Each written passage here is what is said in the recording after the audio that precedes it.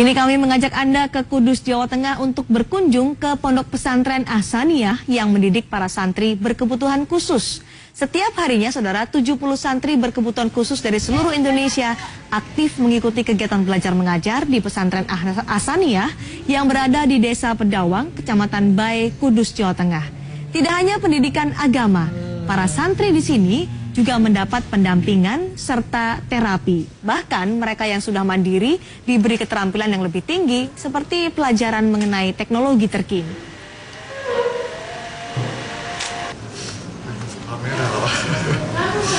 Lebih lengkap seputar pondok pesantren bagi anak berkebutuhan khusus ini akan disampaikan Iwan Miftahudin dari Kudus, Jawa Tengah. Iwan, apa yang membedakan metode pengajaran bagi santri berkebutuhan khusus di pesantren Ahsaniyah ini?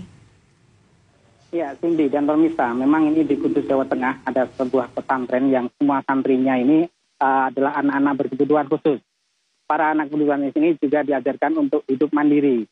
Selain itu, mereka juga mendapatkan pendampingan dan terapi, seperti terapi okupasi, wicara, dan hipnoterapi. Khusus untuk santri yang sudah bisa mandiri, mereka di sini juga dibekali dengan berbagai keterampilan.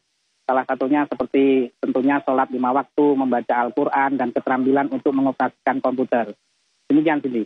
Apakah setiap santri di sana mendapat pendampingan, satu santri, satu pendamping, atau mungkin ada sistem-sistem khusus yang diberlakukan di sana, Iwan?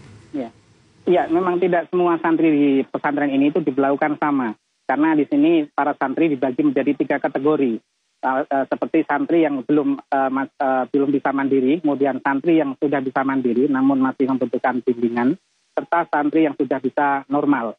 Khusus untuk santri yang belum bisa mandiri di pesantren ini menggunakan sistem one by one atau satu santri satu murid. Karena anak berkebutuhan khusus ini rata-rata adalah hiperaktif, jadi masih membutuhkan pengawasan 24 jam. Demikian, Cindy. Adakah kisah yang mungkin bisa membangkitkan inspirasi dari lulusan pesantren Ahsaniyah ini, Iwan? Ya, kalau lulusan memang karena pondok pesantren ini baru berdiri sekitar 5 tahun, itu untuk yang lulusan secara umum belum ada. Namun di sini dapat kita lihat para santri di sini sudah banyak yang bisa melakukan aktivitas seperti orang normal biasa. Seperti sholat 5 waktu, kemudian membaca Al-Quran, dan bahkan mengoperasikan komputer. Mereka di sini diajarkan bagaimana cara mendesain grafis. Jadi mereka juga punya karya-karya yang tidak kalah dengan orang normal begitu. Nah, ini adalah pondok pesantren untuk orang-orang berkebutuhan khusus. Apakah dibatasi jumlah muridnya atau masih terbuka menerima santri hingga saat ini?